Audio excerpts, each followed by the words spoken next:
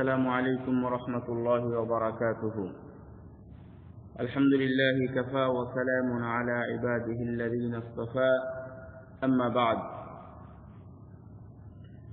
সম্মানিত দ্বীনী ভাইয়েরা, দ্বীনী ভাই ও বোনেরা, মক্কাল মুকাররমায় জুমার খুতবার যে অনুবাদটা আপনাদের সামনে উপস্থাপন করা হয়, গত 18 সফর 1438 হিজরি অর্থাৎ 18 নভেম্বর 2016 এর জুমার খুতবা যেটা দিয়েছিলেন সেটার বাংলা অনুবাদ আপনাদের সামনে উপস্থাপন করব ইনশাআল্লাহ।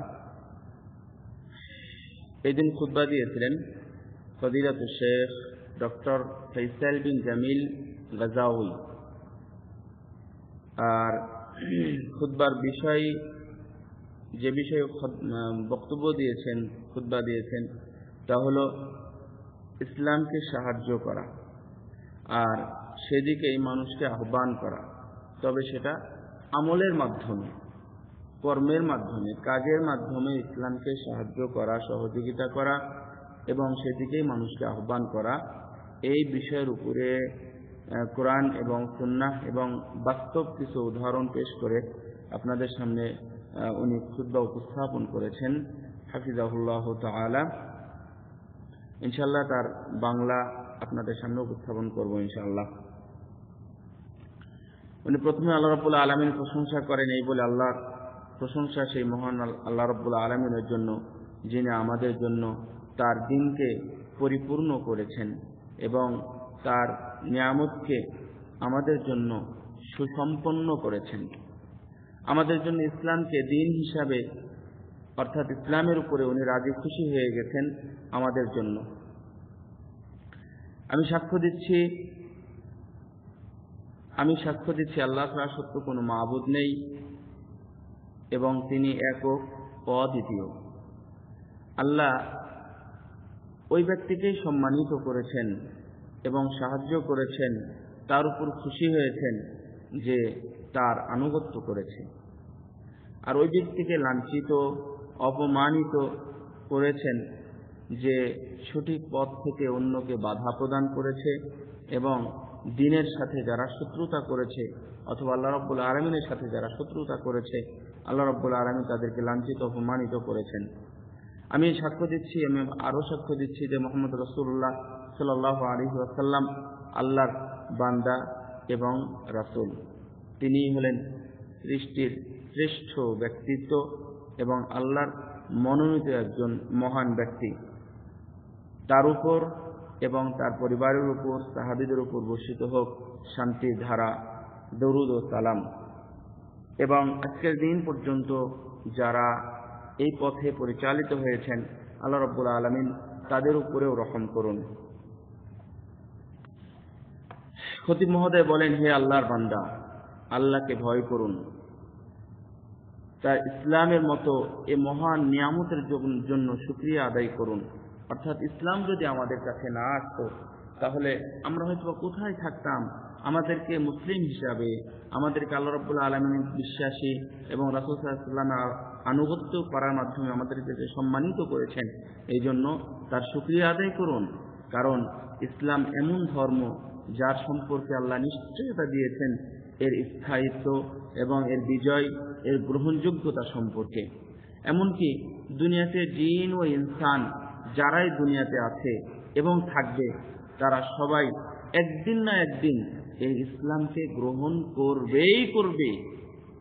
আল্লাহ রাব্বুল আলামিন বলেন, ওয়াল্লাযী আরসালা রাসূলাহু বিল হুদা ওয়া দীনিল হাক্কি লিইয়ুযহিরাহু আলা দ্বীনি কুল্লিহি ওয়ালাউ কারিহাল মুশরিকুন।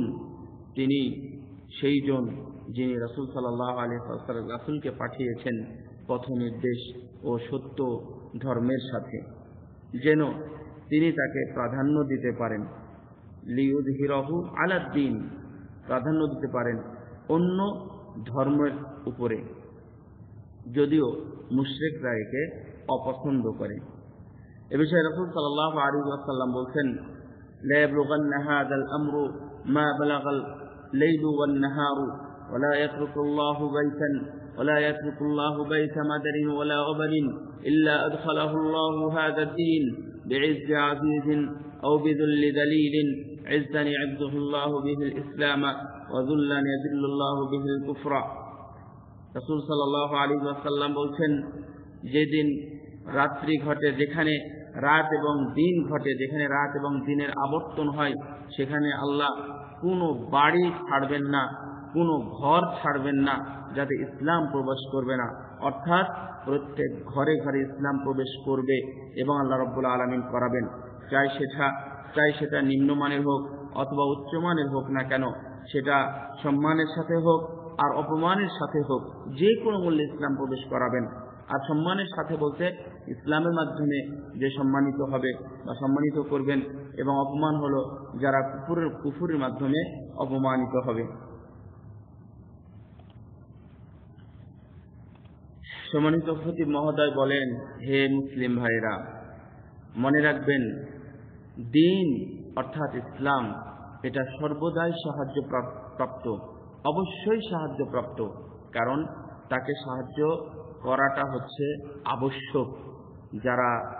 যারা মুসলিম হবে, যারা ইসলামকে যারা মেনে নিবে, তাদের উচিত এবং তাদের উপর আবশ্যক হলো, ফরজ দায়িত্ব হলো তাকে দণ্ডায়মান করা, তাকে খাড়া করা, তাকে প্রতিষ্ঠা করা, এবং এটা সাহায্যপ্রাপ্ত অবশ্যই। এই জন্যই আল্লাহ রাব্বুল আলামিন আমাদের সবার উপরে এটা আবশ্যক করে দিয়েছেন, যেন আমরা এর সাহায্য এবং সহযোগিতার কাজে আমরা সর্বদাই তার সাথে লেগে থাকি। আর এটা প্রত্যেক মুসলমানের জন্যই, আমরা যে মুসলমান যেখানে যে অবস্থায় থাকুক না কেন, এবং যার অবস্থা অথবা অবস্থান যে কোনো মূল্যে পরিবর্তন হোক না কেন, কিন্তু ইসলামের সহযোগিতা এটা হচ্ছে ফরদিয়া দ্বীনিয়া, এটা হচ্ছে শারঈ আবশ্যকতা, যা আমাদেরকে ইসলামকে সহযোগিতা করতে হবে। আর আমরা যদি এই দিনকে সহযোগিতা করতে চাই, এই দিনকে যদি প্রতিষ্ঠা করতে চাই, তাহলে আল্লাহ রাব্বুল আলামিন অবশ্যই আমাদেরকে সহযোগিতা করবেন, আমাদের জন্য পথকে সহজ করে দিবেন। আর এই বিষয়ে যারা কাজ করবে এবং যারা দিনকে সহযোগিতা করতে চাইবে এবং যারা দিনের পথে মানুষকে ডাকতে চাইবে, তাদেরকেও আল্লাহ রাব্বুল আলামিন অবশ্যই সহযোগিতা করবেন। হে মুসলিম ভাই, ফাতাআলাউ আইয়ুহাল ইখওয়া, হে আমার দিনী ভাইরা, একটু আসুন দেখি, নাস্তাহদিদু বা'দা ওয়াসাইলি নুসরাতিদ দ্বীন, আমরা একটু আপনাদের সামনে কিছু দিনকে সাহায্য করার কিছু পয়েন্ট আপনাদের সামনে উপস্থাপন করব, যেন আমরা আমাদের আবশ্যকতা বা আমাদের দায়িত্বটা আমরা যেন একটু বুঝতে পারি, এবং এ বিষয়ে যে বিষয়গুলো আপনাদের সামনে উপস্থাপন করব, সেই বিষয়ে আমরা সবাই যেন পরস্পর কাজের জন্য একটু প্রতিযোগিতায় নেমে পড়ি, অর্থাৎ সবাই যেন একটু এগিয়ে থাকি কাজের জন্য। এবং তার পয়েন্ট আকারে উনি উল্লেখ করেছেন, তার এক নম্বরে বলছেন আন-নাসিহা, অর্থাৎ ইসলামকে আমরা যে মাধ্যমগুলো বা যেগুলোর মাধ্যমে আমরা সহযোগিতা করতে পারি, সাহায্য করতে পারি ইসলাম প্রতিষ্ঠার কাজে, ইসলাম মানুষের মাঝে পৌঁছানোর ব্যাপারে যে কাজগুলো করতে পারি, তার এক নম্বর হচ্ছে আন-নাসিহা, অর্থাৎ কল্যাণকর উপদেশ দেওয়া। এবং রাসূল সাল্লাল্লাহু আলাইহি ওয়াসাল্লাম তামিম আদ-দারি রাদিয়াল্লাহু তাআলা আনহু থেকে বর্ণিত, রাসূল সাল্লাল্লাহু আলাইহি ওয়াসাল্লাম একটি কথা তিনবার বললেন, আদ-দীন আন-নাসিহা, আদ-দীন আন-নাসিহা, অর্থাৎ দিন হলো কল্যাণ কামনা করা, দিন হলো কল্যাণ কামনা করা। এই কথা শুনে সাহাবীগণ বললেন যে লিমান ইয়া রাসূলুল্লাহ, এটা কার জন্য? রাসূল সাল্লাল্লাহু আলাইহি ওয়াসাল্লাম বললেন, এটা আল্লাহর জন্য, অর্থাৎ এই নসিহা আল্লাহর ব্যাপারে, ওয়ালি কিতাবিহি এবং কিতাবের ব্যাপারে, ওয়ালি রাসূলিহি রাসূলের ব্যাপারে, রাসূল সাল্লাল্লাহু আলাইহি ওয়াসাল্লামের ব্যাপারে, ওয়ালি আইম্মাতিল মুসলিমিনা সমগ্র মুসলমানদের জন্য, এবং ওয়া আম্মাতিহিম এবং সর্বসাধারণের জন্য। অর্থাৎ এই দিন, অর্থাৎ এই নসিহা যেটা, এই নসিহত বলতে আমরা বুঝি, এই নসিহত যেটা, এটা শুধুমাত্র মুমিন মুসলমানের জন্য নয়, এবং এটা শুধু মানুষের জন্য নয়, এটা আল্লাহর ব্যাপারে কোনো নসিহত হতে পারে, কিতাবের ব্যাপারে হতে পারে, এবং রাসূলের ব্যাপারে হতে পারে, যে কোনো ব্যাপারে হতে পারে। এবং সম্মানিত খতিব মহোদয় বলেন ওয়াকাদ জাআ ফিল আসারি আন ইবনে মাসউদ রাদিয়াল্লাহু আনহু, এবং বলছেন যে এই বিষয়ে একটা আসার এসেছে, মাররা বিগুলামিন ইয়াবনি লি আসহাবিহি, ইবনে মাসউদ রাদিয়াল্লাহু তাআলা আনহু একটা ছেলের পাশ দিয়ে যাচ্ছিলেন, সে মানে গান গাচ্ছিল। সে গানটা হলো দুনিয়াবি কোনো গান, অর্থাৎ ইসলামী গান বা যে কোনো দুনিয়াবি যে কোনো গান হতে পারে। সেই একটা মানে গান গাচ্ছিল সুর দিয়ে, সুন্দর সুর দিয়ে। এটা শোনার পরেই ইবনে মাসউদ রাদিয়াল্লাহু তাআলা আনহু ওখানে দাঁড়িয়ে গেলেন।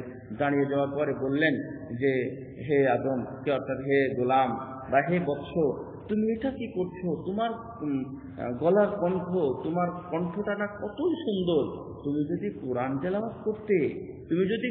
তেলাওয়াত করতে তাহলে যে কতই ভালো হতো। তোমাকে যে মানুষ কত সুনামের সাথে মানুষ স্মরণ করতো যদি তুমি এই কণ্ঠ দিয়ে তেলাওয়াত করতে। এই কথা শোনার সাথে সাথে এই উপদেশটা, এই নসিহতটা তার ভিতরে প্রভাব ফেলার কারণে সেই ছেলেটা তওবা করে ফিরে আসে। ওই গানগুলা থেকে ফিরে এসে সে তওবা করে এবং সে কোরআন তেলাওয়াত শুরু করে, এবং একদিন তার জীবনেতে পাওয়া যায় এরপর থেকে সে এর পিছনেই লেগে থাকে, এবং সে একদিন মুহাদ্দিস হিসাবে তার সময়ে অর্থাৎ সেই সময়ে সে পরিচিত লাভ করে। সম্মানিত মুসল্লি ভাইয়েরা, মনে রাখবেন দিন অর্থাৎ এই যে নাসিহা, অর্থাৎ একজনকে আরেকজনের উপদেশ দেওয়াটা, এই নাসিহাটা এটা মানুষের পথ পরিবর্তন করে দিতে পারে, এবং এর মাধ্যমে মানুষ হকের দিকে ফিরে আসতে পারে। আল্লাহু আকবার। আপনার এই ছোট্ট নসিহতের কারণে মানুষের অনেক বড় কিছু হতে পারে, এবং কেউ যদি বাতিল পথে থাকে তাহলে সে হক পথে ফিরে আসবে। আমরা যদি একটু তাকাই যে রাসূল সাল্লাল্লাহু আলাইহি ওয়াসাল্লাম উনি জারির ইবনে আব্দুল্লাহ রাদিয়াল্লাহু তাআলা আনহুকে উনি ওসিয়ত করেছিলেন বা নসিহতের মতো নসিহত করেছিলেন। বলছিলেন আন-নাসহু লিকুল্লি মুসলিমিন ফাহাল্লা তানাসাহনা ওয়া আওসা বা'দুনা বা'দান বিল খাইরি ফাল মুসলিমুন। বলছেন যে আসলে এই নসিহতটা প্রত্যেক মুসলমানের জন্য, কোনো নির্দিষ্ট কোনো ব্যক্তির জন্য নাই বা কোনো সম্প্রদায়ের জন্য নাই। সুতরাং আসুন আমরা একটু পরস্পরকে কি করি, নসিহত করি এবং ওসিয়ত করি ভালোর ব্যাপারে, কল্যাণের ব্যাপারে। আর একটা কথা মূলনীতি জেনে রাখবেন, মুসলমানেরা পরস্পরকে নসিহত করে অর্থাৎ কল্যাণের উপদেশ দেয়, কল্যাণের কথা বলে। আর মুনাফিক যারা, তারা ঠকবাজির কথা বলে, একজন আরেকজনকে ঠকানোর কথা বলে, যেন আমার এই কথার দ্বারাতে, আমার এই পরামর্শের দ্বারাতে এই ব্যক্তিটা ক্ষতিগ্রস্ত হয়, এই ধরনের কথা উপস্থাপন করে। সম্মানিত উপস্থিতি, প্রথম যে বিষয়টা উনি উল্লেখ করেছিলেন যে নসিহত করা, এবং পরের বিষয়টা নিয়ে এসেছেন যে আমরু বিল মারুফ ওয়া নাহি আনিল মুনকার, অর্থাৎ সৎ কাজের আদেশ এবং অসৎ কাজ থেকে নিষেধ করা। এটা হচ্ছে এইটার মাধ্যমে দিনকে সহযোগিতা করা, অর্থাৎ দিনকে সহযোগিতা করার যে পয়েন্টগুলো উনি নিয়ে এসেছেন খতিব সাহেব, তার 2 নম্বর হলো সৎ কাজের আদেশ দেওয়া এবং অসৎ কাজ থেকে নিষেধ করা। আল্লাহ রাব্বুল আলামিন বলছেন ওয়ালতাকুম মিনকুম উম্মাহ ইয়াদউনা ইলাল খায়র ওয়া ইয়ামুরুনা বিল মারুফ ওয়া ইয়ানহাউনা আনিল মুনকার ওয়া উলাইকা হুমুল মুফলিহুন। তোমাদের মধ্যে একটি সম্প্রদায় বা একটি দল থাকা উচিত বা থাকতে হবে, যারা কল্যাণের দিকে আহ্বান করবে এবং ভালো কাজের নির্দেশ দিবে এবং অসৎ কাজ থেকে নিষেধ করবে। মনে রেখো, এরাই হলো সফল কাম। সম্মানিত দিনী ভাইয়েরা, খতিব বলছেন যে যদি এই ছোট্ট অধ্যায়টাকে অর্থাৎ আমরু বিল মারুফ ওয়া নাহি আনিল মুনকার, এই জিনিসটাকে যদি আমরা আমাদের সমাজে কোনোভাবে বাস্তবায়ন করতে পারি এবং এর উপরেই থাকতে পারি, এবং এখান থেকে কেউ যদি আমরা পৃথক না হই, কেউ যদি আমরা পিছনে না হেঁটি, তাহলে একটু লক্ষ্য করুন তো আমাদের সমাজটা কত সুন্দর হবে, আমাদের সমাজটা কেমন হবে, কিভাবে পরিবর্তন হয়ে যাবে এবং সংশোধন হয়ে যাবে যদি আমরা এটার উপরে থাকতে পারি। সম্মানিত দ্বীনি ভাইয়েরা, মনে রাখবেন এই যে আমর বিল মারুফ ওয়া নাহি আনিল মুনকার, অর্থাৎ ভালো কাজের আদেশ এবং অসৎ কাজের নিষেধ, অসৎ কাজ থেকে নিষেধ, এটা হচ্ছে নীরব একটা বিজয়। এবং অর্থাৎ নীরব একটা আমানত, যেটা উম্মতের মধ্যে থেকে কাজে লাগে, এবং এটা একটি নাজাতের অন্যতম বাহন। এই দুইটা জিনিস মনে রাখবেন, যে এটাকে বুঝেছে, যে এটাকে জেনেছে, এবং যে এর মর্যাদা গুরুত্ব সম্পর্কে জেনেছে, সে কোনোদিনই এই আমরু বিল মারুফ ওয়ান নাহি আনিল মুনকার থেকে কোনোদিনই দূরে থাকবে না। সুজাই ইবনুল ওয়ালিদ উনি বলছেন, একজন ব্যক্তি উনি বলছেন, কুনতু আখরুজু মা সুফিয়ান আস-সাওরি ফামা কাদা লিসান ইয়াসরু আনিল আমরি বিল মারুফ ওয়ান নাহি আনিল মুনকার যাহিবান ওয়া রাজিআন। উনি বলছেন, আমি সুফিয়ান আস-সাওরি রাহিমাহুল্লাহর সাথে, উনি একজন বিখ্যাত রাবি এবং একজন বিখ্যাত মুজতাহিদ ব্যক্তি। তো সুফিয়ান সাওরি রাহিমাহুল্লাহর সাথে আমি যেতাম, বের হতাম, বিভিন্ন জায়গাতে যেতাম। তো আমি দেখতাম যে উনি যাওয়ার পথে এবং আসার পথে উনার মুখ, উনার জিহ্বা কোনো সময় বন্ধ থাকতো না। উনি রাস্তাতে কাউকে কিছু দেখলেই ভালো কাজের কথা বলতেন, আর যদি খারাপ কাজ দেখেন তাহলে তাকে বলতেন যে কাজটা হচ্ছে খারাপ। সম্মানিত দ্বীনী ভাইয়েরা, এই হলো 2 নম্বর। এবং 3 নম্বর হলো তাবলীগ করা, প্রচার করা, মানুষের কাছে পৌঁছিয়ে দেওয়া। এর মাধ্যমেও আমরা দিনকে সাহায্য সহযোগিতা করতে পারি। রাসূল সাল্লাল্লাহু আলাইহি ওয়াসাল্লাম বলছেন, বাল্লিগু আন্নী ওয়ালাউ আয়াহ। তাবলীগ কোথায় থেকে আসলো? রাসূল সাল্লাল্লাহু আলাইহি ওয়াসাল্লাম বলেছেন যে আমার পক্ষ থেকে, মনে রাখবেন আমার পক্ষ থেকে। এই কথাটার অনুবাদ হয় না অনেক সময়। বাল্লিগু আন্নী, তোমরা আমার পক্ষ থেকে প্রচার করো, যদিও একটি আয়াত হয়। এই হাদিসটাও এসেছে সেই বুখারীতে এবং আমর ইবনে আস রাদিয়াল্লাহু তাআলা আনহু থেকে বর্ণিত। প্রত্যেক ব্যক্তিরই একটু আকাঙ্ক্ষা থাকা উচিত যে আমি যা শিখেছি সেটাই মানুষের কাছে প্রচার করব এবং এটাই মানুষের মাঝে আমি ছড়িয়ে দেব, যদি সেটা সহি হয়। আবার বলি, খতিব সাহেব বলছেন যে আমাদের প্রত্যেকের উচিত আমরা যেটা যতটুকু শিখেছি সেটা যেন আমরা মানুষের মাঝে প্রচার করি এবং মানুষের মাঝে আমরা ছড়িয়ে দিই আমরা যেটা শিখেছি, আর যদি সহি হয়। হে আব্দুল্লাহ, হে আল্লাহর বান্দা, আপনি যেটা শিখেছেন সেটাই মানুষের কাছে প্রচার করুন না, যদিও সেটা ছোট হয়। প্রচারেই প্রসার। একটা আয়াত প্রচার করেন, একটা হাদিস প্রচার করেন, একটা মাসালা এটা যদি জানতে পারেন তাহলে এটা প্রচার করেন, যদি একটা আহকাম সম্পর্কে জানতে পারেন তাহলে সেটা মানুষের কাছে প্রচার করেন, যদি একটা সতর্ক বাণী কোনোভাবে এসে যায় তাহলে সেটা প্রচার করেন। এমন তো হতেই পারে যে আপনি এইটা প্রচার করতে গিয়ে, আপনি এই প্রচার মাধ্যমে এটা প্রচার করতে গিয়ে আপনি এখান থেকে উপকৃত হচ্ছেন, সেটা দুনিয়াবি হোক অথবা দিনেরই হোক, অর্থাৎ এটা আখিরাতে হোক অথবা দুনিয়াতে হোক, আপনি হয়তো সেখান থেকে উপকার লাভ করতেছেন। এবং আপনি প্রচার করতে পারেন বর্তমান যুগের যে সকল প্রযুক্তি আছে, যে কোনো প্রযুক্তিগত অধ্যায় দিয়েও আপনি সেটা প্রচার করতে পারেন। এবং মনে রাখবেন সেটা যেন সহি সূত্রে প্রচারটা হয়। আপনি একভাবে মানুষের কাছে প্রচার করলেন, আর আপনি যার মাধ্যমে প্রচার করছিলেন সেই জিনিসটা সে আবার বাড়িয়ে কমিয়ে তার ইচ্ছা মতো কোথাও প্রচার করে দিল, এমনটা যেন না হয়। আপনি যেটা গ্রহণ করেছেন সুন্দরভাবে, সেটা আপনার মধ্যে আগে সুন্দরভাবে প্রতিষ্ঠা করুন, চেষ্টা করুন, এবং এরপরে এটা মানুষের কাছে ছড়িয়ে দিন। এবং এর মাধ্যমে আরো আছে যে সামাজিক যে সকল, অর্থাৎ সোশ্যাল নেটওয়ার্ক বলা হয় এটাকে, যে সামাজিক যে মাধ্যমগুলো আছে প্রচারের, আপনি সেই সকল মাধ্যমগুলোই কাজে লাগাতে পারেন মানুষের মধ্যে প্রচার কাজ করার জন্য। এবং এর মাধ্যমে ইসলাম এবং জাতি উপকৃত হবে। আপনার কাছে ছোট্ট যে একটা হাদিস, একটা মাসালা, একটা আয়াত, একটা হুকুম আহকাম যেটা আছে, এর মাধ্যমে এটা জেনেই মানুষ উপকার লাভ করবে।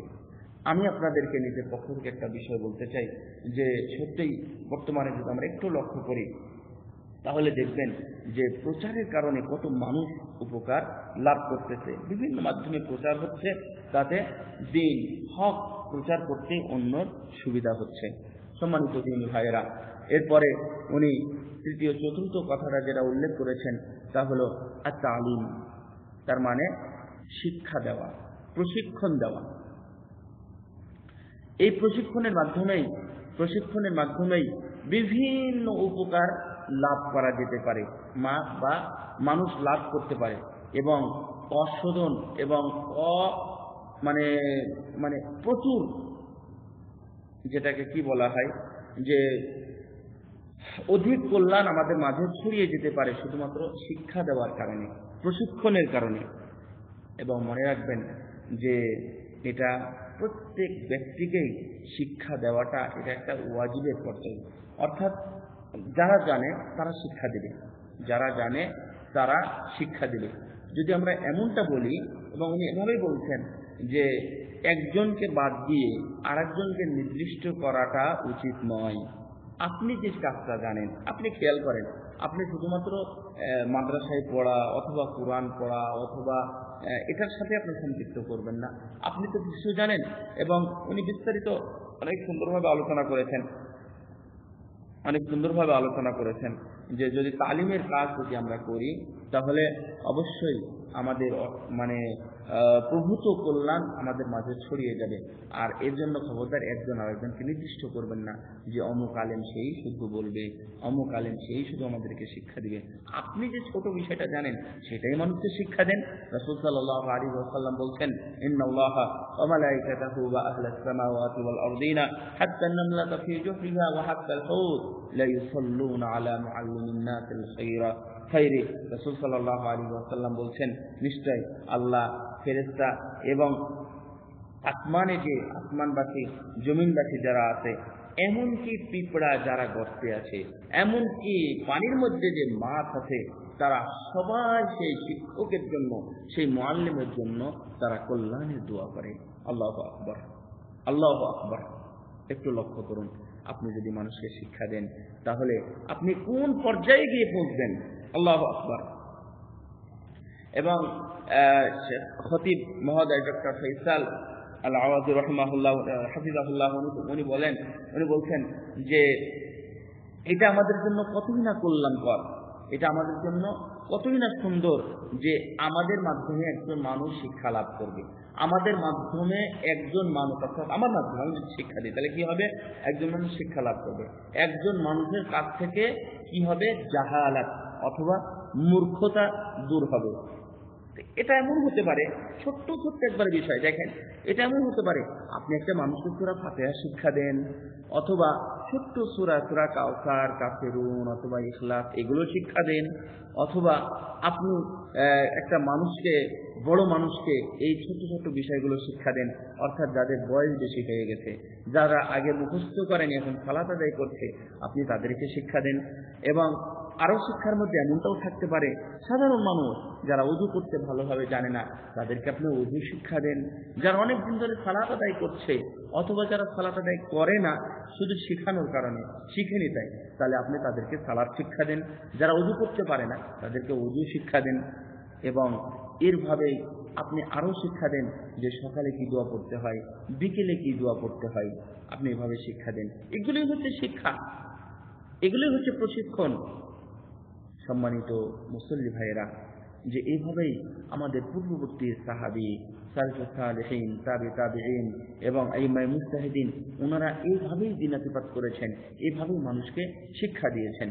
এবং তারা ছিল মানুষকে শেখানোর ব্যাপারে খুবই আগ্রহী, সবসময় চাইতেন যে মানুষকে শিখাবো, মানুষকে যদি পাই তাহলে আমি শিক্ষা দেব। সেটা হাদিস হোক, সেটা তাফসীর হোক, সেটা কোরআন হোক, অথবা সেটা দোয়া হোক, অথবা প্র্যাকটিক্যাল সালাত সিয়াম যাই হোক না কেন, সেগুলো তারা মানুষকে শিক্ষা দিবে, এটাই তারা সবসময় কামনা করতেন। সম্মানিত উপস্থিতি, একটু লক্ষ্য করুন যে ফাল ইমাম আয-যুহরি রাহিমাহুল্লাহু কানা ইয়ানজিলু ইলাল আ'রাবি ইউআল্লিমুহুম। ইমাম যুহরি সম্পর্কে আপনারা জানেন, মুহাম্মদ ইবনে মাসলামা ইবনে উবাইদ ইবনে শুহাব আয-যুহরি রাহিমাহুল্লাহ, উনি ছিলেন হাদিসের প্রখ্যাত এবং বিখ্যাত রাবীদের অন্যতম। অর্থাৎ সাহাবীদের পরে ইনি অনেক বেশি হাদিস কালেকশন করেছেন। তো ইনি কি একজন অনেক বড় মানুষ, তারপরেও যখন ইনি এরকম দাওয়াতি কাজ করতেন, উনি তো চলে যেতেন সেই বাদী অঞ্চলে অর্থাৎ মরু অঞ্চলে চলে যেতেন, যাদের মাঝে স্বাভাবিকভাবে দিন পৌঁছে না, যাদের মাঝে স্বাভাবিকভাবে সালাত সিয়াম হজ যাকাতের নিয়ম কানুন তাদের কাছে পৌঁছে না। তো ইমাম জুহরি তাদের কাছে একবারে চলে যেতেন। আপনারা ভাবতে পারবেন না যে মরুভূমির মাঝে যাওয়া যে কত কষ্টকর এবং কত কঠিন। তারপরেও ইমাম জুহরি যেতেন।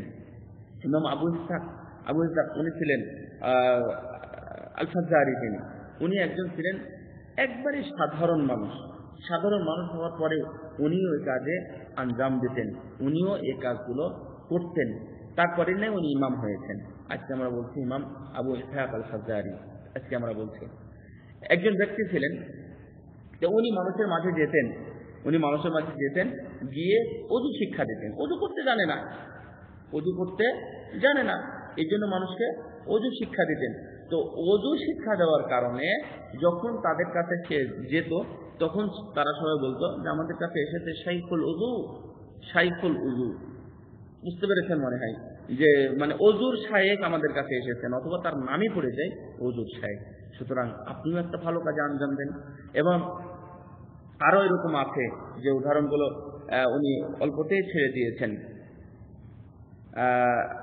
বিশেষ করে আরো একজনের কথা উল্লেখ করেছেন, যে একজন ব্যক্তি ছিলেন যিনি এরকম ভাবে মানুষের মাঝে মানে সর্বসাধারণ মাঝে অথবা বিশেষ ব্যক্তিকে ধরে উনি এই ধরনের ছোট ছোট বিষয়গুলো শিক্ষা দিতেন, এবং এভাবেই অনেক মানুষ উপকার লাভ করত এবং সমাজের মানুষ সংশোধন হয়ে যেত। আর এই আস্তে আস্তে সেই ব্যক্তিটা মানুষের কাছে সেই ব্যক্তিটা ফজিলাতুশ শাইখ অর্থাৎ মহা সম্মানিত একজন শেখ হিসাবে পরিচিত লাভ করে।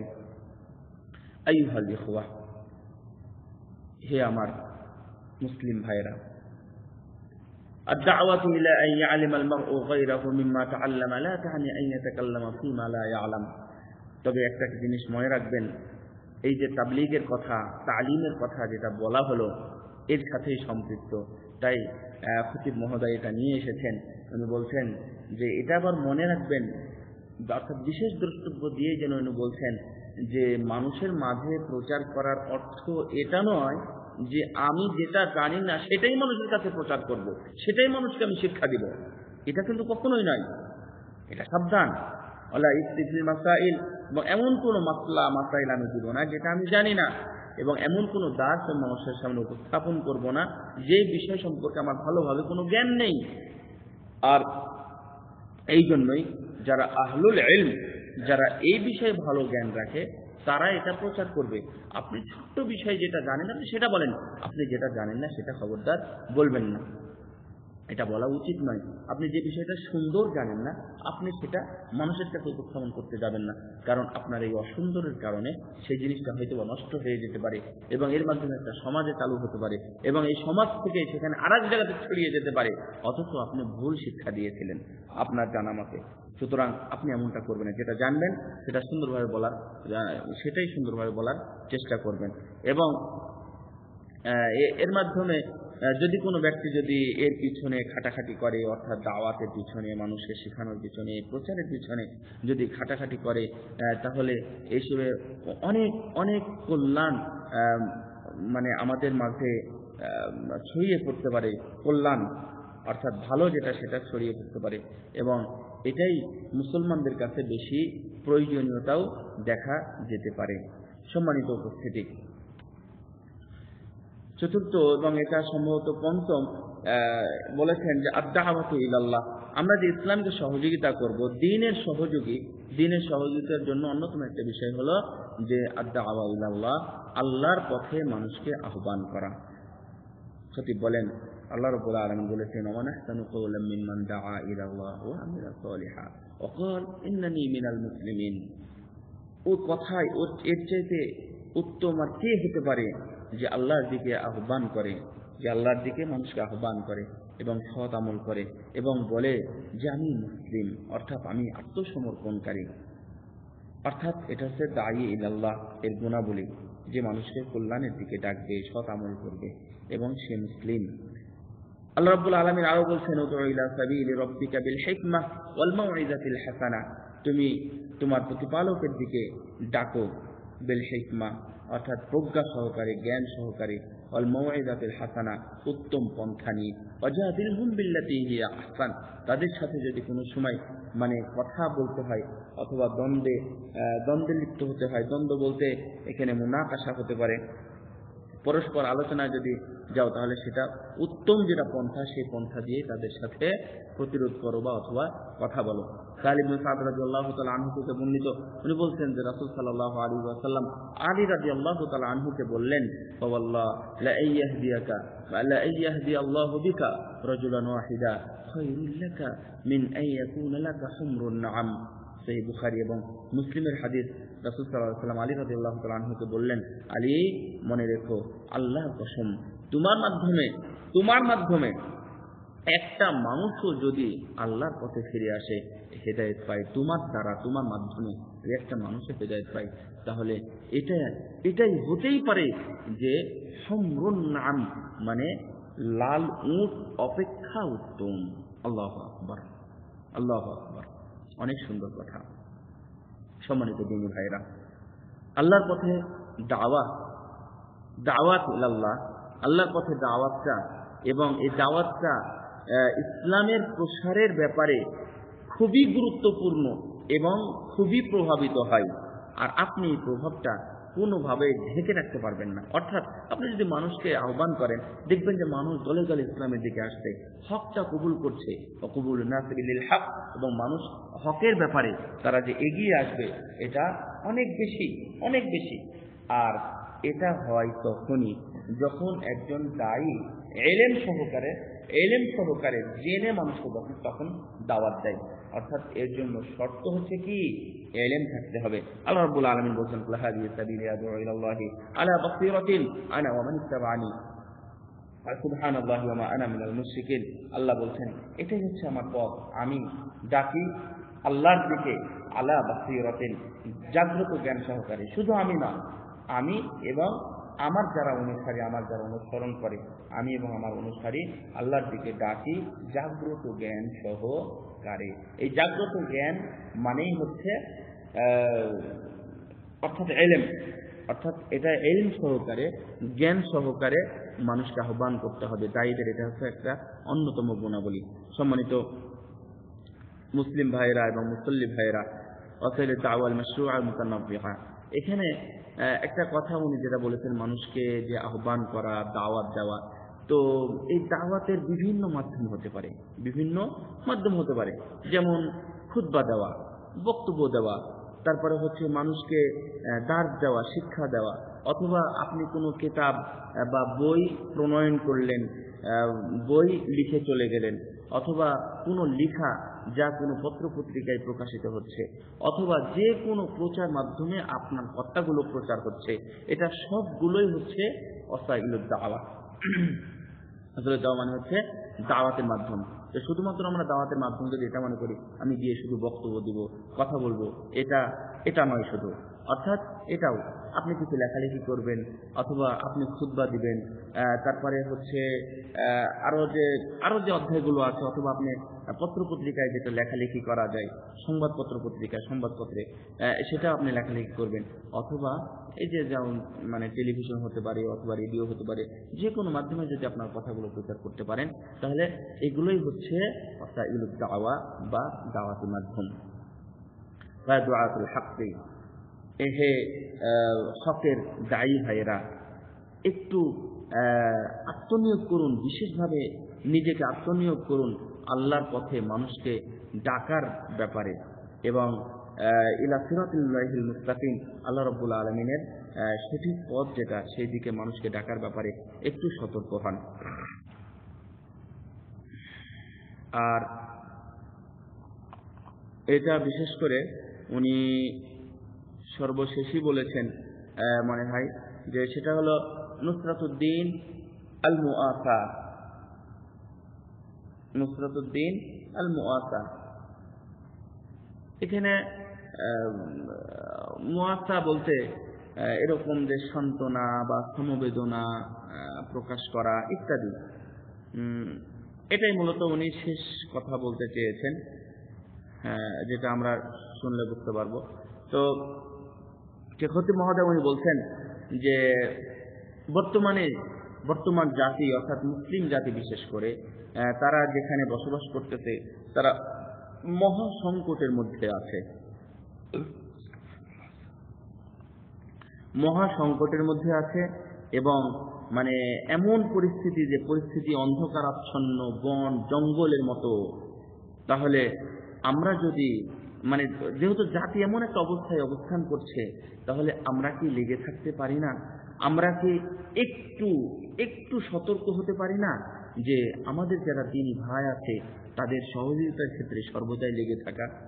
যারা এই সকল বিপদগ্রস্ত অবস্থায় মাজলুম অবস্থায় যারা বসবাস করছে, আমরা কি তাদের কাছে অথবা তাদের চিন্তার সাথে তাদের কষ্টের সাথে আমরা কি শরীক হতে পারি না?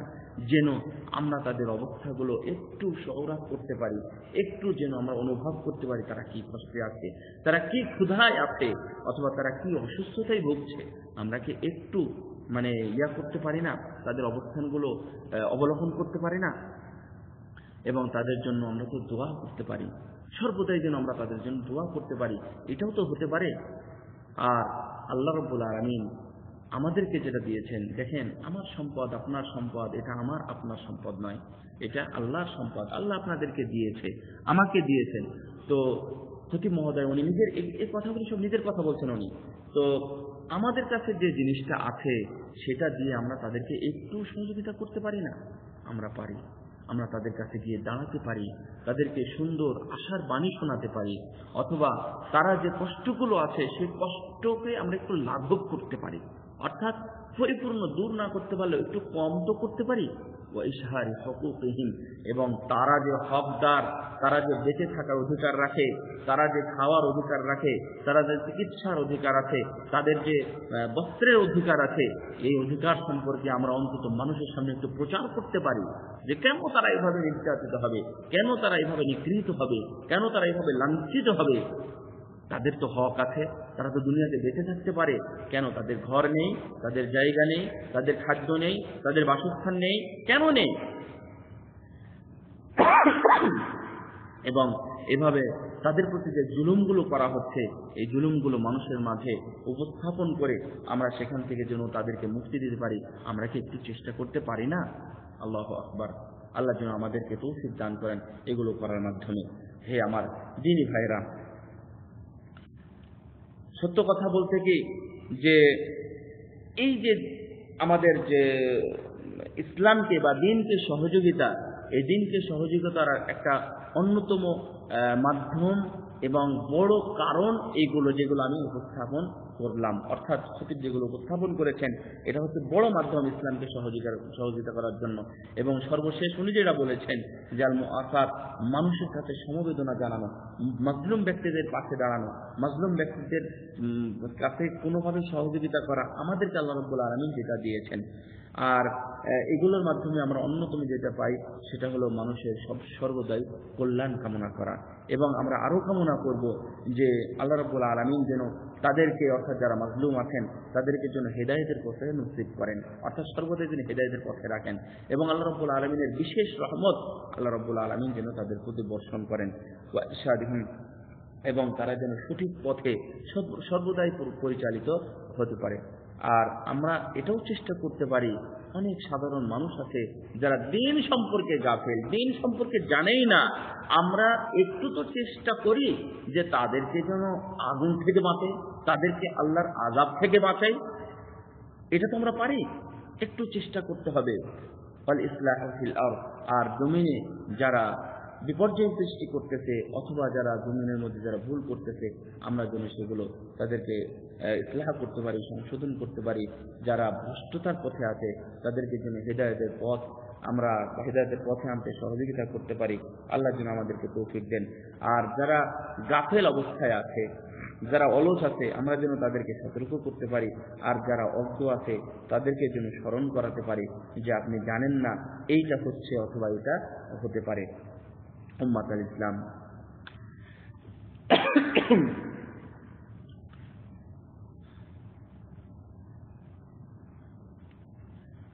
এটা কি আমাদের কাছে অধিকার নয়? উনি বলছেন এটা কি অধিকার নয় যে আমরা দ্বীনের সাহায্যকারী হব এবং আমরা দ্বীনকে শক্তভাবে ধারণ করব এবং সেটাকে যে এর যে ভালো দিকগুলো আছে এটা মানুষের মাঝে উপস্থাপন করব এবং মানুষের মাঝে এটা আমরা ছড়িয়ে দিতে পারবো। ওয়ানাকুনা হুমাতান লাহু, আমরা কি এর রক্ষক হতে পারি না? এই ইসলামের রক্ষক হতে পারি না ইসলামকে সহযোগিতা করার মাধ্যমে? যদি আমাদের মাঝে এইগুলো অবহেলার মাধ্যমে চলে যাই, অর্থাৎ এটা আমরা কিছুই করছি না, ইসলামকে ধরছি না, ইসলামকে মানুষের মাঝে উপস্থাপন করছি না, এইগুলো যদি আমরা আমাদের দায়িত্ববোধ এই দায়িত্ববোধকে যদি আমরা অবহেলা করি এবং আমাদের এই প্রচার প্রসারে আমরা যদি কৃপণতা করি, অর্থাৎ আমরা যদি পিছিয়ে থাকি, তাহলে আমরা মহা ক্ষতিগ্রস্তের দিকে আমরা সম্মুখীন হচ্ছি এবং আমাদের যে লক্ষ্য সেই লক্ষ্য পানে পৌঁছতে আমাদের অনেক দেরি হয়ে যাবে, হয়তো আমরা ব্যর্থ হব। সম্মানিত দ্বীনী ভাইরা এবং আমার মুসলিম ভাই মুসল্লি ভাইরা, একটি বিষয় অবশ্যই লক্ষ্য করুন যে আপনি সমাজে আপনার ডানে বামে একটু তাকিয়ে দেখেন যে যত মানুষ তাকলিদের সাথে জড়িয়ে আছে, তাকলিদ করছে এবং সেই তাকলিদটা করতেছে খারাপের দিকে, যেটা খারাপ সেটাই করতেছে, তো ভালো জিনিসটা তাকলিদ করছে না। আর যারা এই দ্বীনের শত্রু এবং যারা দ্বীনের চরম বিরোধিতাকারী, আমরা তাদেরকে বিভিন্নভাবে সহযোগিতায় এগিয়ে এসেছি। আল্লাহু আকবার। এটা খতিব সাহেব বিশেষ দুঃখ নিয়েই কথাটি বলেছেন যে আমরা কাদেরকে সহযোগিতা করছি? যারা এই দ্বীনের শত্রু, যারা এই দ্বীনের বিরোধিতাকারী, তাদেরকে সহযোগিতা করছি। আর যেটা খারাপ, যেটা অকল্যাণ, যেটা মুসলমানদের জন্য নীতিমালা নয়, সেগুলোর আমরা তাকলিদ করতেছি, এটাকে তাই হয়। তাই উনি বলছেন যে আমরা যে এই তাবলীগ থেকে, অর্থাৎ প্রচার এবং প্রসার থেকে আমরা নিজেকে অবহেলার মধ্যে এবং অলসতার মধ্যে আমরা নিজেকে জড়িয়ে ফেলেছি, তাহলে দ্বীনকে আমরা কিভাবে কল্যাণের দিকে নিয়ে যাব? আল্লাহু আকবার। সাথে সাথে যখন কোনো ভালো বা কল্যাণকর কোনো জিনিস আসে, যখন কোনো অকল্যাণ আসে আমাদের চোখের সামনে, তখন আমরা চুপ থাকি। অর্থাৎ একটা খারাপ কাজ হচ্ছে, আমরা কিছুই বলি না, আমরা চুপ থাকি।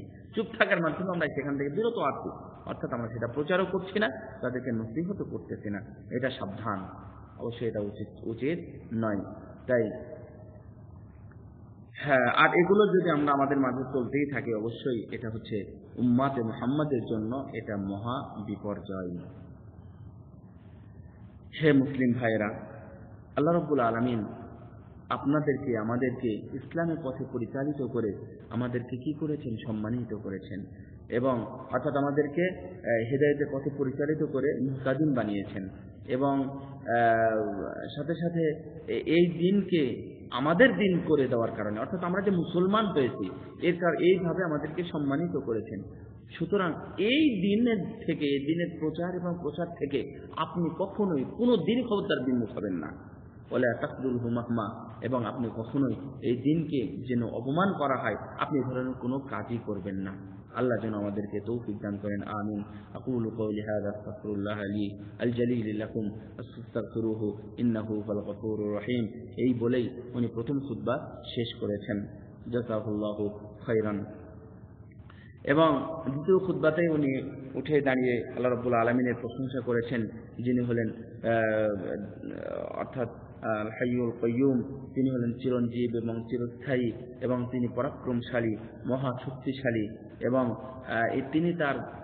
তিনি সহযোগিতা করেন তাদেরকে যারা তার ওলি, অর্থাৎ আল্লাহ রাব্বুল আলামিনকে যারা ওলি হিসেবে মেনে নিয়েছে এবং যারা অভিভাবক হিসেবে মেনে নিয়েছে, আল্লাহ রাব্বুল আলামিন তাদেরকে সহযোগিতা করেন এবং যারা দ্বীনের শত্রু, আল্লাহ রাব্বুল আলামিন তাদেরকে একবারে দমিয়ে দেন।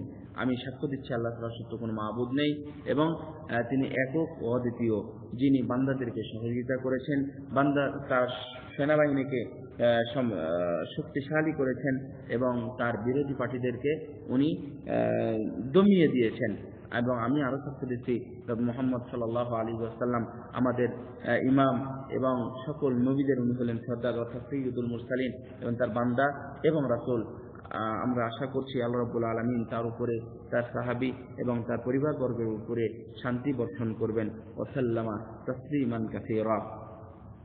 এরপরে উনি যে বিষয়গুলো আবার তুলে নিয়ে এসেছেন এটাই যে বিষয়গুলো উনি প্রথম খুতবাতে বলতে চেয়েছেন, সেই বিষয়গুলো ঘুরিয়ে ঘুরিয়ে বলার চেষ্টা করেছেন যে ইসলামকে সহযোগিতা করা, ইসলামকে মাতলাবুন আযীম, এটা মহান প্রাপ্য। অর্থাৎ আমাদের কাছে ইসলাম এটা খুব বেশি পাই, অর্থাৎ পেতেই হবে আমাদের কাছ থেকে। যদি আমরা দিতে অক্ষম হই তাহলে আমরাই ব্যর্থ। এবং প্রত্যেক মুসলমানের এই কাজগুলো করার প্রশস্ত পথ আছে। কেউ বলতে পারবে না যে অমুক ব্যক্তিদের নাই, অমুক ব্যক্তি করতে পারবে না, অমুক ব্যক্তি করতে পারবে না। ওই যে প্রথম যে কথাটা উনি বলেছেন যে যেখানে যে অবস্থায় আছে সে সেখান থেকে ইসলামকে সহযোগিতা করতে পারে, প্রথম উনি কথা বলেছিলেন। তো এখানে উনি বলছেন এরকম ভাবে আমরা কেউ বলতে পারবো না যে এটা শুধুমাত্র কিছু কিছু ব্যক্তিদের উপরে বর্তিয়েছে বা কিছু কিছু ব্যক্তিদের উপরে এই দায়িত্ব বর্তাইছে যে তারা শুধুমাত্র আল্লাহর এই দ্বীনের ব্যাপারে সহযোগিতা করবে।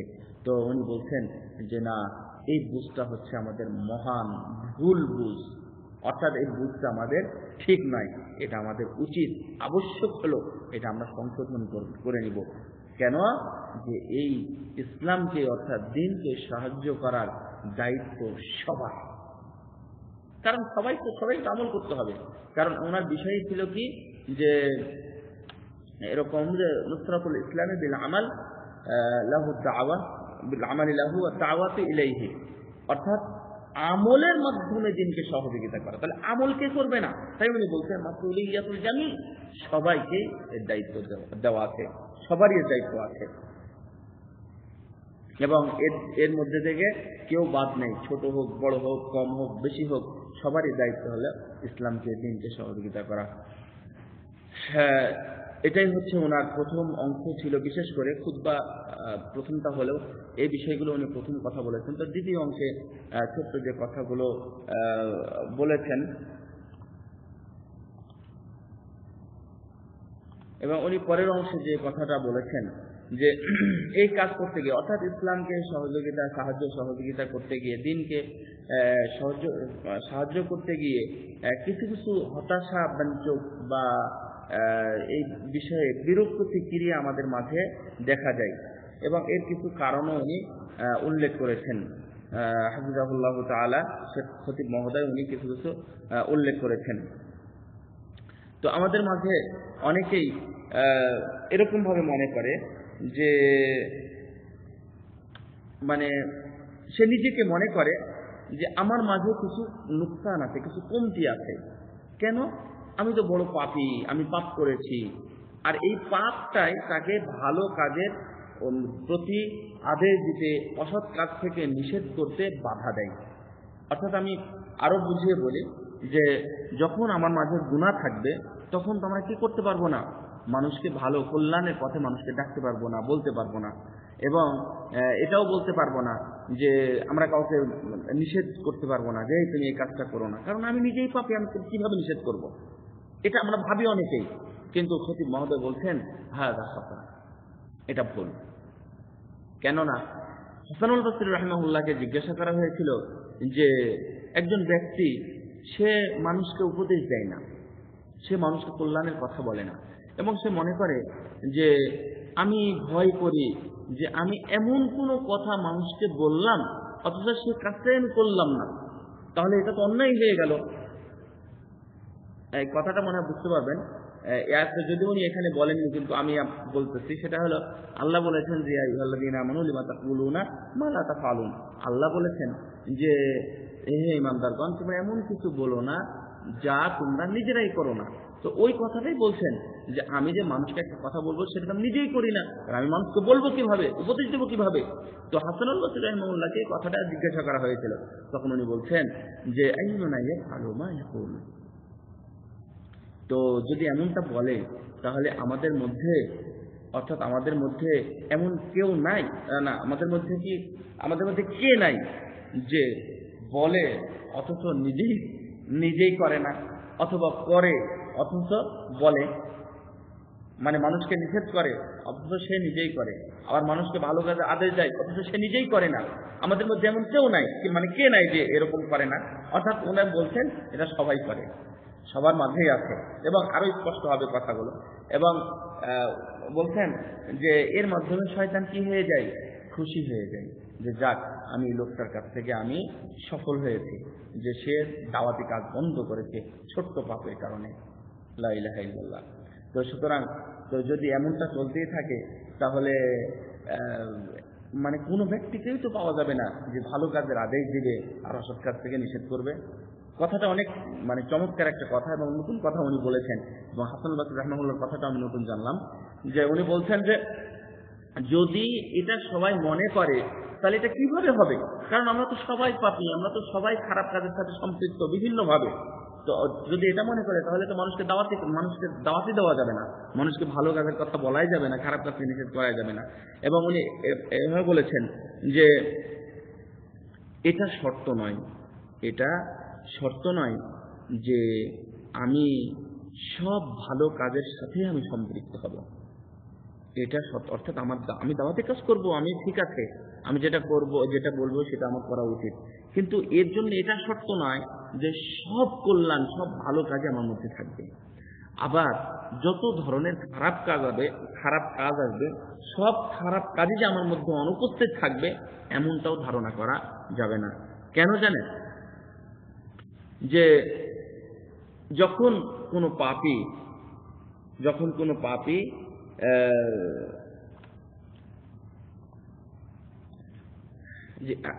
হাসান বসরি রাহিমাহুল্লাহ যে কথাটা বলেছেন এর উদ্দেশ্য হলো যে কেউ যদি ভালো কাজের আদেশ দেয় এবং খারাপ কাজ থেকে নিষেধ করে তাহলে উদ্দেশ্য বা শর্ত এটা নয় যে তাকেও এই কাজগুলো করতে হবে, অর্থাৎ সে এই কাজগুলো করে না, খারাপ কাজটা করে না এবং এই ভালো কাজ সে করে, এটা কিন্তু পুরোপুরি উদ্দেশ্য নয়। কারণ মনে রাখবেন যদি কোনো পাপী ভালো কাজের আদেশ এবং অসৎ কাজের নির্দেশ না দেয় তাহলে আল্লাহ তাকে ক্ষমা করবে না। আবার বলি, এই কথাটা গুরুত্বপূর্ণ। যদি কোনো পাপী ব্যক্তি, ধরে নেন কোনো পাপী ব্যক্তি রাস্তায় কোনো খারাপ কাজ হচ্ছে অথচ সে নিষেধ করলো না, তাহলে কি হবে? সে অবশ্যই আরো গুনাহগার হবে। আবার কোনো ব্যক্তি মানে করতেছে, অর্থাৎ মানে তার নসিহতের দরকার কিন্তু তাকে নসিহত করলো না, সে এমনিতেই চলে গেল, কারণ সে এই কাজ করে না, ভালো কাজ যেটা সেটা সে নিজে করে না, এই জন্য অন্যকে বললো না, এই জন্য সেই ব্যক্তি অর্থাৎ ওই আসে মানে হচ্ছে গুনাহগার, যে পাপী। আল্লাহ রাব্বুল আলামিন ওই পাপীকে ক্ষমা করবেন না যে আমরু বিল মারুফ ওয়া নাহি আনিল মুনকারের কাজ করে না, এই উসলতে যে সে তো নিজেই এই কাজটা করে না, অথবা ওই খারাপ কাজ থেকে নিষেধ করবে, সেই খারাপ কাজের মধ্যে সে নিজেই জড়িয়ে আছে। কথাটা অত্যন্ত বুঝের বিষয়।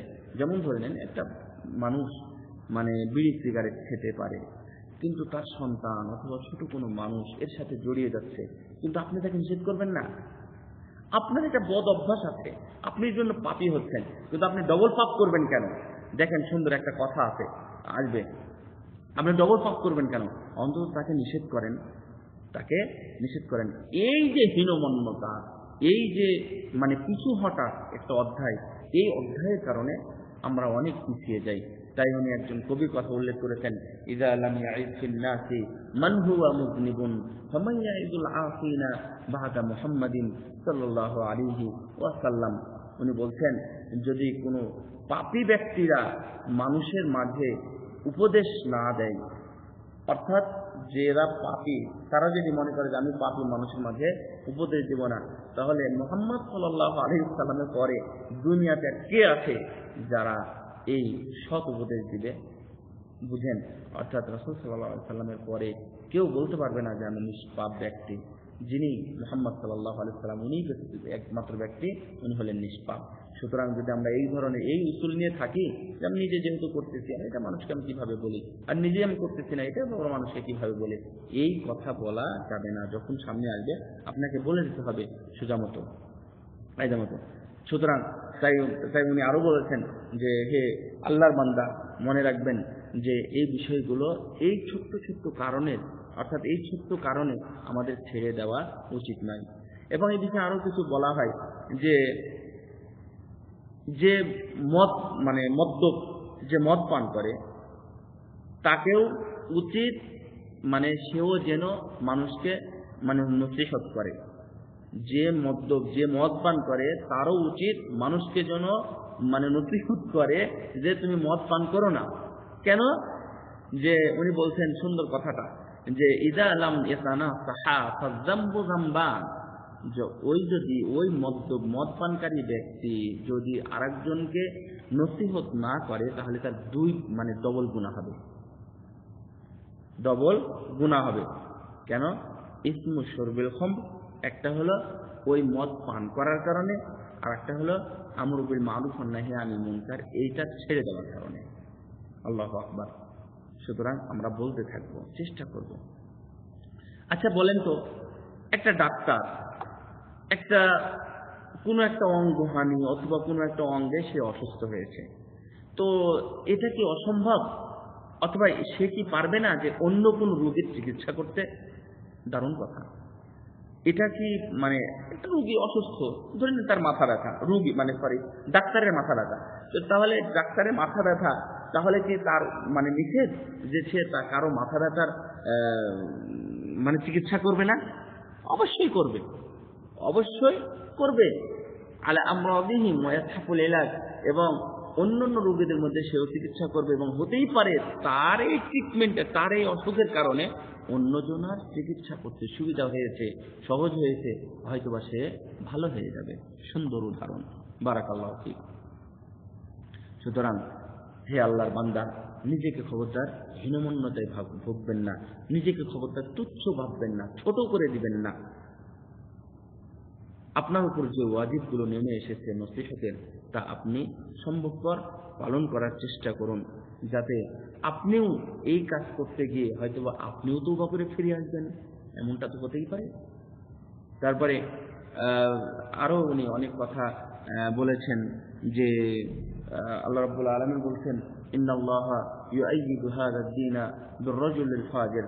আল্লাহ রাব্বুল আলামিন, এটা হাদিস, সহিহ হাদিস, যে আবু হুরায়রা রাদিয়াল্লাহু তাআলা থেকে বর্ণিত, যে আল্লাহ রাব্বুল আলামিন যে এই দিনকে সহযোগিতা করেন, সহজ করেন বির-রাজুলিল ফাজির, ফাজির ব্যক্তি দ্বারা। তো ফাজির ব্যক্তি কি? বাযুল উলামা কল, কিছু কিছু আলেম বলেছেন, আর রাজুলুল ফাজির ইসমুল কাফির ওয়াল মুসলিমুল আসি। ফাজির ব্যক্তি হচ্ছে পাপী, ফাজির ব্যক্তি হচ্ছে সে একজন কাফেরও হতে পারে, আবার একজন মুসলিম পাপীও হতে পারে। সুতরাং আল্লাহ রাব্বুল আলামিন যেহেতু নিজেই এটা করেছেন যে একজন ফাজির, অর্থাৎ ওই কথা তখন বলেছেন, যদি খতিব বলেন এটা, যে ওই যে একজন ব্যক্তি যুদ্ধ করছিল, রাসূল সাল্লাল্লাহু আলাইহি ওয়াসাল্লাম বললেন যে ব্যক্তি হচ্ছে জাহান্নামী, তখন রাবী বললেন যে আমি তার কিছু নিলাম, এইভাবে যুদ্ধ করছে, তাহলে সে কেন জাহান্নামী হবে? তো এক সময় দেখলাম যে সে নিজে আত্মহত্যা করলো। এসে আমি রাসূল সাল্লাল্লাহু আলাইহি ওয়াসাল্লামকে বললাম যে আল্লাহর কসম, আপনি অবশ্যই সত্য নবী, কারণ আমি দেখলাম সে আত্মহত্যা করলো। তো ওখানেই আল্লাহ রাসূল সাল্লাল্লাহু আলাইহি ওয়াসাল্লাম বললেন, ইন্নাল্লাহা ইউআইয়িদু হাযাদ দীনা বির-রাজুলিল ফাজির, এই দিনকে আল্লাহ রাব্বুল আলামিন এই ধরনের ফাজির অর্থাৎ গুনাহগার ব্যক্তি দ্বারাতেও সহযোগিতা করেন, সহযোগিতা নেন।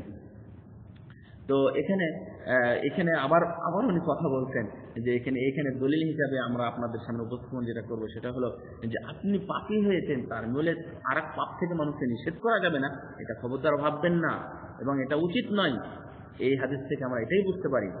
এবং এই যে আরো যে হতাশা ব্যঞ্জক যে অধ্যায়গুলো আমাদের মাঝে আসে, হতাশা বা নিরাশা যেটা আসে, তার আরো একটি হচ্ছে, একজন লোক তো বলে যে আমার কথাতে মানুষ শুনবে না গো, অথবা আমার কথা শুনবে এই ধরনের কোনো মানুষই পাওয়া যাবে না, অথবা আমার এই কথার দ্বারাতে কোনো প্রভাব পড়বে না, কিছুই হবে না। তখন সে এখান থেকে নিরাশ হয়ে যায়। খতিব বলছেন এটাও একটি মহাভুল, কারণ আল্লাহ রাব্বুল আলামিন কুরআনের মধ্যে যে কথাটা বলেছেন, এটা হচ্ছে সূরা আরাফের মধ্যেই আছে। আল্লাহ রাব্বুল আলামিন বলছেন যে কি, লিমা তা'izuল্লাহু কওমান ইল্লাহু মুহলিকুহুম ওয়া মু'আযিবুহুম আযাবান শাদীদা, যখন তাদের মধ্যে থেকে সম্প্রদায় বলল, কেন সেই লোকদের সদুপদেশ দিচ্ছে, কেন? যাদেরকে আল্লাহ ধ্বংস করে দিতে চান কিংবা আযাব দিতে চান, কঠিন আযাব। তখন উনি বললেন, তোমাদের পালনকর্তার সামনে দোষ ফোরাবার জন্য এবং এজন্য যেন তারা ভীত হয়। আল্লাহু আকবার। সুতরাং আপনিও এখান থেকে পিছিয়ে থাকবেন না। এবং খতিব মহোদয় বলছেন যে আল্লাহ রাব্বুল আলামিন মুসা এবং হারুন আলাইহিস সালাম যে ওনারা পাঠিয়েছিলেন কোথায়? বড় একজন ক্ষুদ্রদ্রোহীর কাছে, যে আল্লাহ রাব্বুল আলামিনের আদেশকে এবং আল্লাহ রাব্বুল আলামিনকে যে অস্বীকার করেছিল তার কাছে পাঠিয়েছিলেন। বললেন যে তোমরা যাও, ইযাবা ইলা ফিরআউন ইন্নাহু তাগা, তোমরা ফিরআউনের কাছে তোমরা যাও, সে করেছে, অর্থাৎ সীমালঙ্ঘন করেছে, এবং তাদের কাছে বলো লাইয়িনা, ভালো কথা বলো, নরম কথা বলো, ইয়াতাযাক্কার, হয়তো সে উপদেশ গ্রহণ করবে, অথবা তোমাদেরকে ভয় পাবে, অথবা সে নিজের সত্যিকারই ভয় করবে। আবু দারদা রাদিয়াল্লাহু আনহুর কাহিনী, যে ইউনাব্বিহু আলা হাযাল আমরি বিকওলিহি ইযা তাগায়্যারা আখুকা ওয়া হালা আম্মা কানা আলাইহি, যখন তোমার ভাই যদি পরিবর্তন হয়ে যায় অথবা তার অবস্থার পরিবর্তন হয়, অর্থাৎ ভালো অবস্থায় ছিল কিন্তু খারাপ হয়ে গেছে, তো উনি বলছেন, আবু দারদা বলছেন যে খবরটা তুমি তোমার ভাইকে ছেড়ে যেও না, খবরটা তুমি তোমার ভাইকে ছেড়ে দিও না। হয়তো এমন হতেই পারে যে তোমার ভাই একসময় বাঁকা হয়ে গেছে, আবার সে ভালো পথে ফিরে আসবে। তাই উনি বলছেন যে আমরা যারা দায়িত্বশীল এবং দায়িত্ববান যারা আছি, এই বিষয়ে অবশ্যই আমরা মানুষকে যেটা কল্যাণকর পন্থা, সে পন্থায় মানুষকে ডাকবো এবং মানুষকে সদুপদেশ দিতেই থাকবো।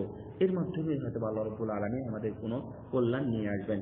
তার মধ্যে উনি আরেকটা হতাশার কথা বলেছেন, যে নুসরাত দ্বীনের যে হতাশায় করে মানুষকে ইসলামকে সহযোগিতা করার জন্য, দ্বীনকে সহযোগিতা করার ক্ষেত্রে আরো যে হতাশাগুলো মানুষের মাঝে কাজ করে, তা হলো যে মানুষ হয়তোবা তাকে ঠাট্টা করবে, মানুষ হয়তোবা তাকে ঠাট্টা বিদ্রুপ করবে, তুচ্ছ করবে, কি বলে না বলে ইত্যাদি, এই ধরনের কথাবার্তা বলে মানুষকে ঠাট্টা করবে, ছোট করবে, এই বিষয়ে সে ভয় পায়। উনি বলছেন যে এটা একটু ভুল। আচ্ছা বলুন তো, দুনিয়াতে এমন কে আছে, উনি বলছেন দুনিয়াতে এমন কে আছে যার আল্লাহর দিকে ডেকেছে অথচ এই ধরনের অবস্থার শিকার হয়নি? আল্লাহ রাব্বুল আলামিন বলছেন, ওয়ালাকাদ কুযযিবাত রুসুলুম মিন ক্বাবলিকা ফাসাবারু আলা মা কুযযিবু ওয়া উযু হাত্তা আতাহুম নাসরুনা। তোমার পূর্বে যে সকল রাসূলগণ ছিলেন, তাদের সবাইকে মিথ্যা আরোপ করেছে তার জাতিরা। ফাসাবারু, কিন্তু তারা কি করেছে? ধৈর্য ধারণ করেছে। তাদের উপর যে মিথ্যা আরোপ করা হয়েছিল, তাদেরকে যে কষ্ট দেওয়া হয়েছিল, এগুলোর ব্যাপারে তারা ধৈর্য ধারণ করেছিল। হাত্তা আতাহুম নাসরুনা, আমার সাহায্য যতক্ষণ তাদের কাছে না এসেছে। আল্লাহু আকবার। তো খতিব মহোদয় বলছেন, একটু লক্ষ্য করুন তো, আশরাফুল খালকি লা নালাহু মিনাল আযা মা নালাহু ফাকাইফা লা ইয়াসিরুল মারউ আলা মা ইয়াজিদু। আমাদের নবী মুহাম্মদ রাসূলুল্লাহ, উনি হলেন সৃষ্টির শ্রেষ্ঠ একজন ব্যক্তি, অথচ উনি কত কষ্টই না পেয়েছেন শুধুমাত্র মানুষের কাছে দাওয়াতি কাজ করতে গিয়ে। তাহলে আপনি এটা কেন মনে করবেন? কেন মানুষের ঠাট্টা বিদ্রুপ ছোট বলা, এটাকে আপনি কেন কি মনে করবেন? আমাদের মাঝে এমনটা থাকা উচিত নয়, সম্মানিত উপস্থিতি। এবং উনি আরো কিছু উল্লেখ করেছেন, তার মধ্যে এটা যে আমি যে বিষয়ে মানুষকে বলতে যাব, এর চাইতে বড় জিনিসটা তার কাছে নেই। আমি নিজের পক্ষ থেকে একটা উদাহরণ দিয়ে আপনাদেরকে এই কথাটা বোঝাবো, যে ধরে নেন আপনি তাকে উপদেশ দিচ্ছেন যে আপনি সিগারেট খায়েন না, অথবা আপনি দাড়ি কাটেন না, দাড়িটা রাখেন, কিন্তু এর চাইতে বড় জিনিসই তার কাছে নাই। কি? ওই নামাজই পড়ে না, আমি এই দাওয়াত দিয়ে তাকে কি করবো? অথবা এই ধরনের আরো যে কোনো উদাহরণ হতে পারে, যে কোনো, আপনি মিশন নিয়ে বেরিয়েছেন যে আমি যদি কাউকে পাই তাহলে আমি সালাম দেবো, কিন্তু আপনি দেখতেছেন নামাজই পড়ে না, অথবা সে মুসলমানের অনেক কাজগুলো আছে সেগুলো করেই না, তখন আপনি বলছেন যে আমি তাকে কিভাবে সালাম দেবো, অথবা তাকে আমি কিভাবে সালাম শিক্ষা দিব, এটা এটা কিভাবে হয়? তখন উনি বলছেন যে না, এটাও আমার ভুল। এটা তো হতেই পারে যে এই ছোট্ট যে জিনিসটা, যে ছোট্ট জিনিসটা, এই ছোট্ট জিনিস শিক্ষা দিতে গিয়ে সে যদি আমার কথাটা গ্রহণ করে, তাহলে হয়তোবা ওই বড় জিনিসটাও সে সংশোধন করে নেবে। এবং উনি বলছেন যে ওয়ান্তাফিল মুকাবালা তুকদ্দিমু শাইআন, তুমি যখন যে কাজে যাবে তখন কোনটা ছোট কোনটা বড়, কোনটা আগে কোনটা পিছে, এটা তুমি মূল্যায়ন করবে না, তুমি তোমার কাজ তুমি করে যাবে। আল্লাহ রাব্বুল আলামিন বলছেন যে আইয়ুহাল্লাযীনা আমানু লিমা তাকুলুনা মা লা তাফআলুন, হে ঈমানদারগণ, তোমরা যেটা করো না সেটা মানুষকে বলো কেন?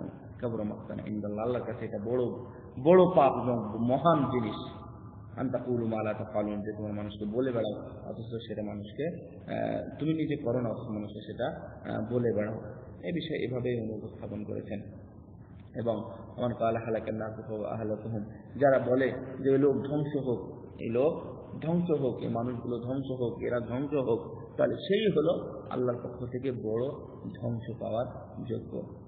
সম্মানিত দ্বীনি ভাইরা, এইভাবে যদি আমরা প্রথম যে অধ্যায়গুলো, সেটা হলো আল্লাহর দ্বীনকে আমরা কিভাবে সহযোগিতা করতে পারি, আর পরবর্তী যে বিষয় তা হলো আমাদের মাঝে যে সকল নিরাশা বা হতাশা কাজ করে যে কারণগুলো, এই কারণগুলো যদি আমরা দূর করতে পারি আর আগেরগুলো যদি আমরা গ্রহণ করতে পারি, তাহলে অবশ্যই আমাদের সমাজ সুন্দর হবে এবং আমরা ইসলামকে পূর্ণাঙ্গভাবে সহযোগিতা করতে পারবো। এবং মুসলমানদের মধ্যে থেকে আমরা যারা আছি তারা আমরা পরস্পর সবাই এক ভাইয়ে রূপান্তরিত হতে পারবো।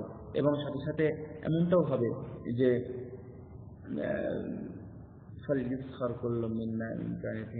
এবং এর মাধ্যমে আমরা পরস্পরের মধ্যে যে ঠাট্টা বিদ্রুপ এবং হাসি খুশি আছে, অর্থাৎ মানে ঠাট্টা আছে, এগুলো আমাদের মাধ্যমে আমাদের কাছ থেকে দূর হবে ইনশাআল্লাহ।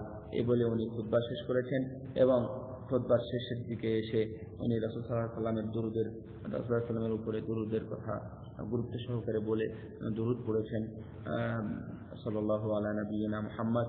এবং পরবর্তীতে ইসলামের জন্য, মুসলমানদের জন্য এবং মাজলুম যে মুসলিম যারা দুনিয়াতে আছে, বিভিন্ন দেশ এবং বিভাগে, বিভিন্ন অঞ্চলে তারা যেভাবে আছে, তারা যেভাবে মার খাচ্ছে, নির্যাতিত হচ্ছে, তাদের জন্য বিশেষভাবে দোয়া করেছেন।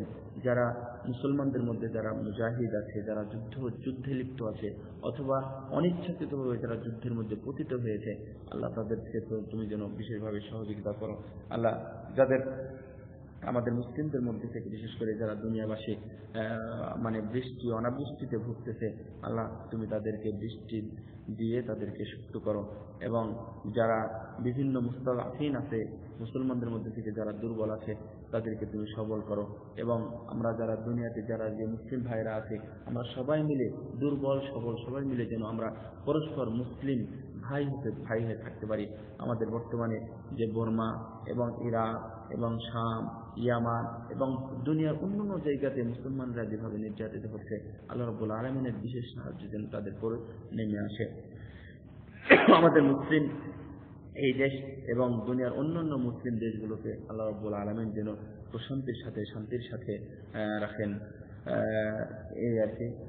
এই বলেই এবং আমাদের দেশের যে নেতা কর্মীরা যারা আছে, যারা রাষ্ট্র পরিচালনা করছে, তারা যেন ইমানের সাথে সহিহ সালামতে সুন্দরভাবে, অর্থাৎ কোরআনের এবং কোরআন সুন্নাহর মতো যেন দেশ পরিচালনা করতে পারে, এই জন্য আল্লাহর কাছে উনি বিশেষভাবে দোয়া প্রার্থনা করেছেন। আমিন। ওয়া আখির দাওয়ানা আলহামদুলিল্লাহি রাব্বিল আলামিন। কুল কওলি হাযা আস্তাগফিরুল্লাহ লি ওয়া লাকুম লিসাইরিল মুসলিমিন। সম্মানিত দ্বীনি ভাই ও বোনেরা, অবশ্যই আপনারা বুঝতে পেরেছেন যে আমার বক্তব্যগুলো অনুবাদটা অনেক দেরি হয়ে গেল। দেরি হওয়ার মানে যৌক্তিক কারণও ছিল। আমার কাছে পৌঁছেছে, অর্থাৎ এটা ইয়াতে ছাড়তেই ওরা দেরি করেছিল। আজ বিকেলে এটা পাওয়া গেছে, আমি সেখান থেকে নিয়ে অনুবাদ করলাম। আর এটা এবার ভিন্নভাবে তারা দেওয়ার কারণে অনুবাদের বিষয়টাও অনেক লম্বা হয়ে গেছে। যাক, আল্লাহ যেন আমাদের এখান থেকে ইসলামকে বিশেষভাবে আমরা সহযোগিতা করতে পারি এবং আমরা আমাদের আমলের মাধ্যমে যেন আমরা ইসলামকে সহযোগিতা করতে পারি। আল্লাহ আমাদেরকে সেই তৌফিক দান করুন। আমিন। ওয়া আখিরু দাওয়ানা আলহামদুলিল্লাহি রাব্বিল আলামিন। আকুলু কওলি হাযা আস্তাগফিরুল্লাহ লি ওয়া লাকুম ওয়া লিসাইরিল মুসলিমিন ওয়া সাল্লাল্লাহু আলা নাবিয়িনা মুহাম্মদ ওয়া আলা আলিহি ওয়া সাহবিহি ওয়া সাল্লাম।